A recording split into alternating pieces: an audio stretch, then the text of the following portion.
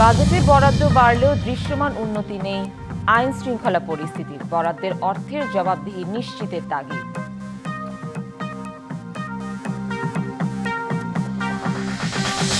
পানি সম্পদ ব্যবস্থাপনায় গৃহীত পরিকল্পনা বাস্তবায়নে গুরুত্ব দেওয়ার পরামর্শ বিশেষজ্ঞদের। খাত ভিত্তিক বাজেট প্রণয়নের পক্ষে মত।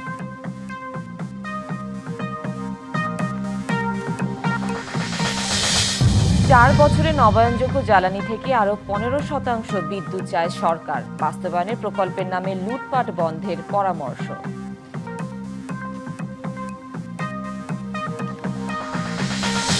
সরকার প্রধান হিসেবে প্রথমবারের মতো কক্সবাজার যাচ্ছেন তারেক রহমান। দিনভর নানা কর্মসূচি, জেলা জুড়ে উৎসবের আমেজ।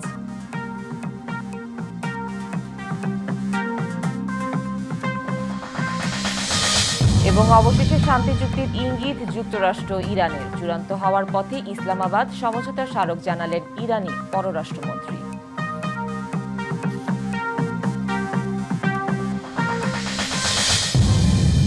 স্বাগত ডিবিসি সংবাদে। দেখছিলেন মার্কেন্টাইল ব্যাংক সংবাদ শিরোনাম, সাথে আছি সুনন্দা রায়চৌধুরী। এবার জানাবো খবরের বিস্তারিত। বাজেটে প্রায় 10.5 কোটি টাকা বরাদ্দ দেওয়া হয়েছে পানি সম্পদ ব্যবস্থাপনায়। গুরুত্ব দেওয়া হয়েছে সেচ, বন্যা ব্যবস্থাপনা, নদী ভাঙন রোধ, জলাবদ্ধতা দূরীকরণ, লবণাক্ততা প্রতিরোধ ও জাতীয় পানি সম্পদ পরিকল্পনা প্রণয়নের ওপর। এছাড়াও পদ্মা ব্যারেজ ও তিস্তা মহাপরিকল্পনায় রয়েছে বিশেষ গুরুত্ব। সরকারের এসব পরিকল্পনা বাস্তবায়নের উপর গুরুত্ব দেওয়ার পরামর্শ দিচ্ছেন বিশেষজ্ঞরা। তবে মন্ত্রণালয় ভিত্তিক না হয়ে এসব বিষয়ে খাত ভিত্তিক বাজেট প্রণয়নের পক্ষে মত তাদের। একদিকে নাব্য সংকটে নদীপথ সংকুচিত, আরেকদিকে পানির ন্যায্য হিস্সা থেকে বঞ্চিত। এমন দ্বিমুখী সংকটের প্রভাবে ব্যাপক ক্ষতির মুখে পড়েছে দেশের কৃষিখাত, প্রভাব পড়েছে প্রাণ প্রকৃতির উপরও। আবার অতিবৃষ্টির কারণে সৃষ্ট ঢলে বছর বছরই হচ্ছে বন্যা। এ অবস্থা থেকে বহু বছর থেকেই কর্তৃপক্ষ মুক্তির কথা শোনালেও বাস্তবে তার প্রতিফলন এখনো ঘটেনি। এবার 2026-27 অর্থবছরেও 10,533 কোটি টাকা বরাদ্দ দেয়া হয়েছে পানি সম্পদ ব্যবস্থাপনায়। সরকার বলছে সেচ, বন্যা ব্যবস্থাপনা, নদী ভাঙন রোধ, ভূমি পুনরুদ্ধার, জলাবদ্ধতা দূরীকরণ, নিষ্কাশন ব্যবস্থার উন্নয়ন ও লবণাক্ততা প্রতিরোধ সহ নানা উদ্যোগ নেওয়া হয়েছে। তবে বেশি গুরুত্ব পাচ্ছে পদ্মা ব্যারেজ ও তিস্তা মহাপরিকল্পনা। পদ্মা ব্যারেজ প্রকল্প একনেক কর্তৃক অনুমোদিত হয়েছে।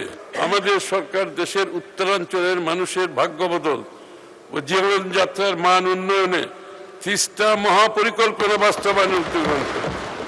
নতুন অর্থবছরে অগ্রাধিকারের মধ্যে আছে খাল খনন ও পুনঃখনন, জলাধার তৈরি, বাঁধ নির্মাণ। এছাড়া প্রতি বিভাগে একটি করে নদী বা জলাশয় পুনরুদ্ধার, হাওর উন্নয়ন এবং উপকূলের লবণাক্ততা নিরসনও রয়েছে গুরুত্বের তালিকায়।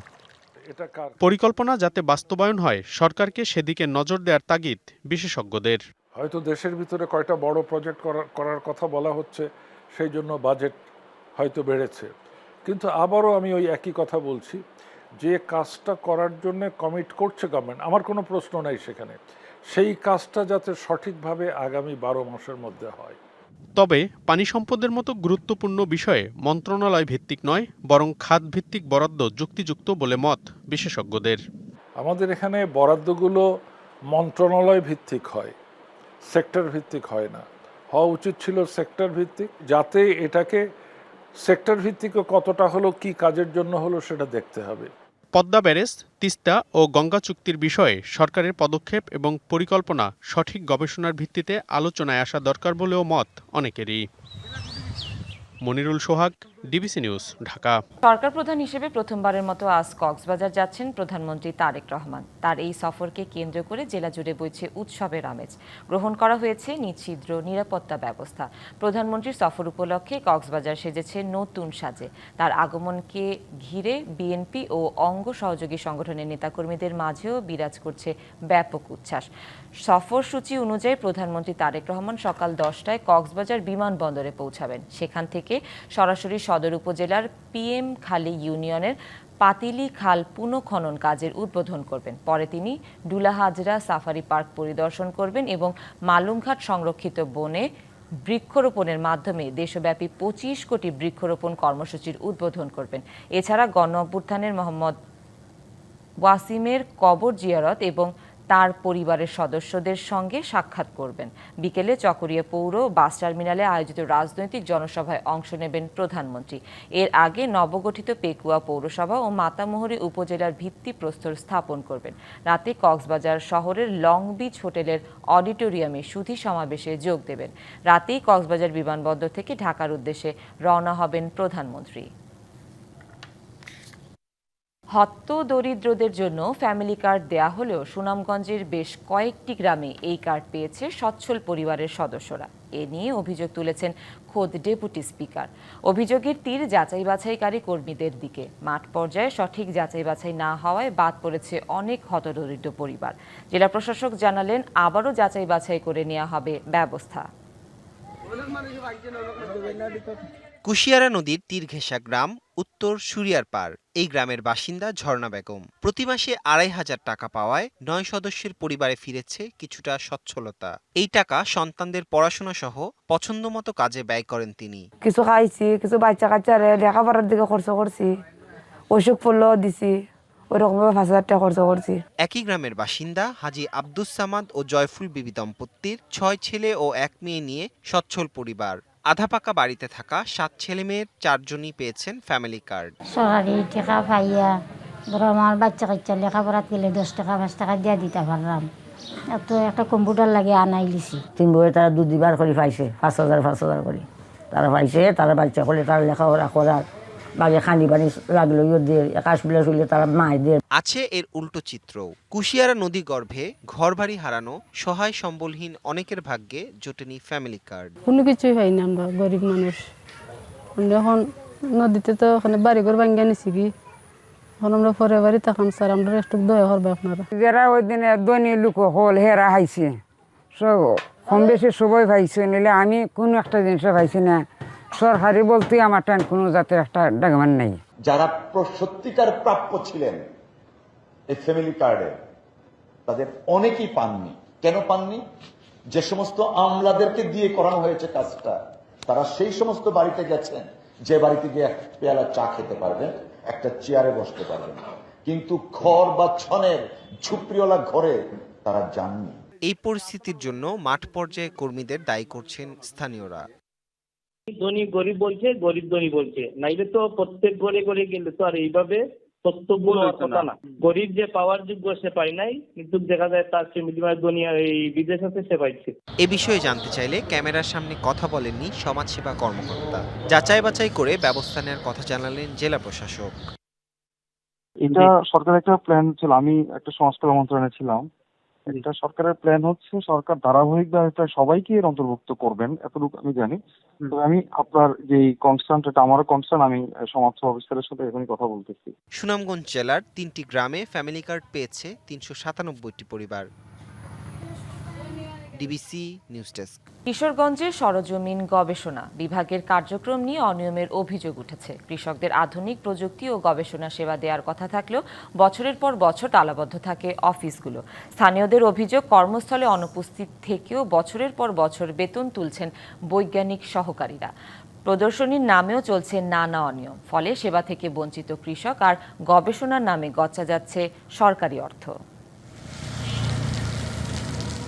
অফিস আছে সাইনবোর্ডও। নিয়মিত ভাড়া পরিশোধ হলেও নেই কর্মকর্তাদের উপস্থিতি। বছরের পর বছর বন্ধ থাকায় দরজার তালায় মরিচা। এই চিত্র কিশোরগঞ্জের হোসেনপুর ও করিমগঞ্জ উপজেলার সরেজমিন গবেষণা বিভাগের ভূস্থানিক পরীক্ষণ এলাকাগুলোতে। সরেজমিন গবেষণা বিভাগ কিশোরগঞ্জ উপকেন্দ্রের জন্য প্রতি বছর প্রায় অর্ধ কোটি টাকা বরাদ্দ দেওয়া হয়। এছাড়া ভাড়া বাবদ সরকারকে বছরে প্রায় ১.৫ লাখ টাকা পরিশোধ করতে হচ্ছে। বিপুল অর্থ ব্যয়ের পরও কাঙ্ক্ষিত সেবা না পাওয়ায় স্থানীয়দের মধ্যে আছে ক্ষোভ। এরা খালি সাইনবোর্ডে দিই, কোনো অফিসার কিচ্ছু আইয়ে না, বুঝুন। এবং কেয়ার অফিস কি এটার ভিতরে কি করে না করে এসব তো আমরা কইতেই পারি না। সাইনবোর্ডে এদিকে দিত তাহলে তো আমরা কৃষকরা দেখতো, মানে এমন জায়গায় ভিতরে দিছে কৃষকরা দেওয়ার মতো না, কলা গাছের আজগর ভিতরে। কর্মস্থলে উপস্থিত না থেকেও বেতন তুলছেন বৈজ্ঞানিক সহকারীরা। ৩ জনের মধ্যে 2 জন থাকেন জেলা শহরে, আরেকজন পাশের জেলায়। বৈজ্ঞানিক সহকারীদের দাবি, মাঠ পর্যায়ে কাজের কারণে নিয়মিত হাজিরা খাতায় সই করা সম্ভব হয়নি। কাজ করতে যায় অফিসে আর ঢুকো হয় না। আবার যখন অফিসে যখন কোনো কিছু এরকম হঠাৎ করে কিছু রাখার দরকার লাগে, তখন আয় অফিসে ঢুকি। এক স্টেশনে 2 যুগের বেশি সময় কর্মরত থাকার পরও জানেন না প্রদর্শনীর বরাদ্দ কত। তাদের দাবি সবকিছু নিয়ন্ত্রণ করেন প্রধান কর্মকর্তা। বরাদ্দর ব্যাপারটা হচ্ছে অফিস জানে, আমাকে কোনো বরাদ্দ দেয় না।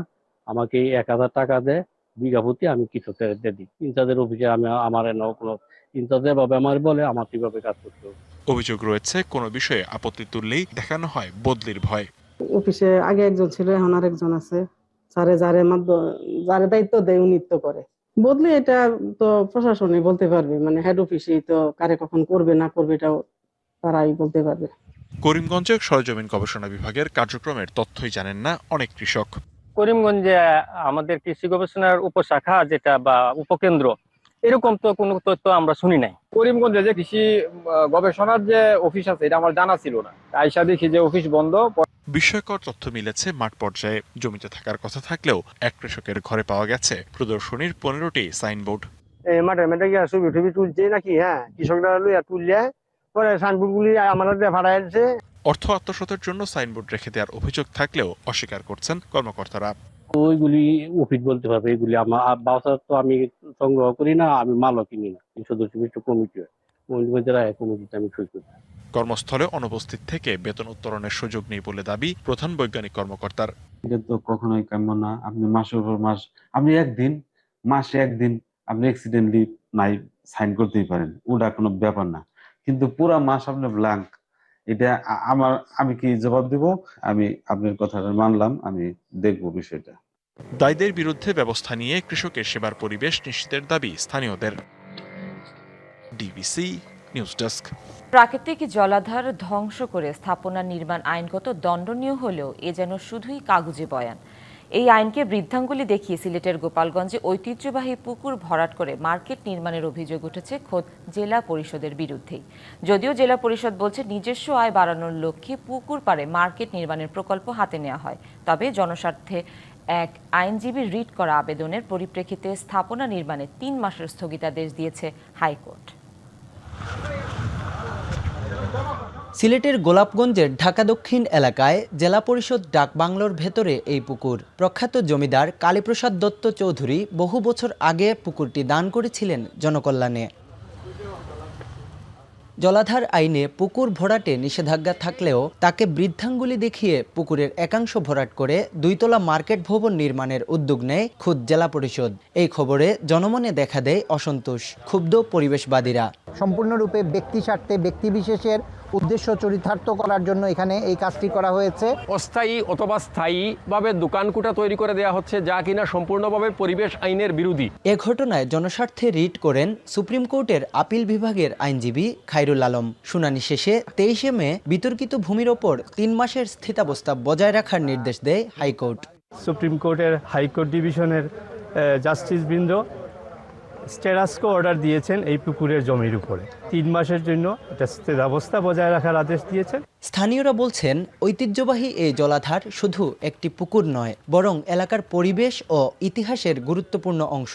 প্রশাসন বলছে পরিবেশগত গুরুত্ব বিবেচনায় পুকুরটির রক্ষায় অবগত করা হবে সংশ্লিষ্টদের। কিছু কুচক্রী মহল ভূমি খেকু মানে টাকা আত্মসাৎ করার লাগে আমরা দেখা দো, কিন্তু পরিবেশে নষ্ট করে। পুকুরটি রক্ষা করার জন্য যে প্রয়োজনীয়তা বা এর পরিবেশগত যে গুরুত্ব এবং এখানকার মানুষের এই পুকুরের প্রতি যে আবেগ বা অনুভূতির যে বিষয়টি আছে, সেটি আমরা আমাদের জেলা পরিষদকে আমরা অবগত করব।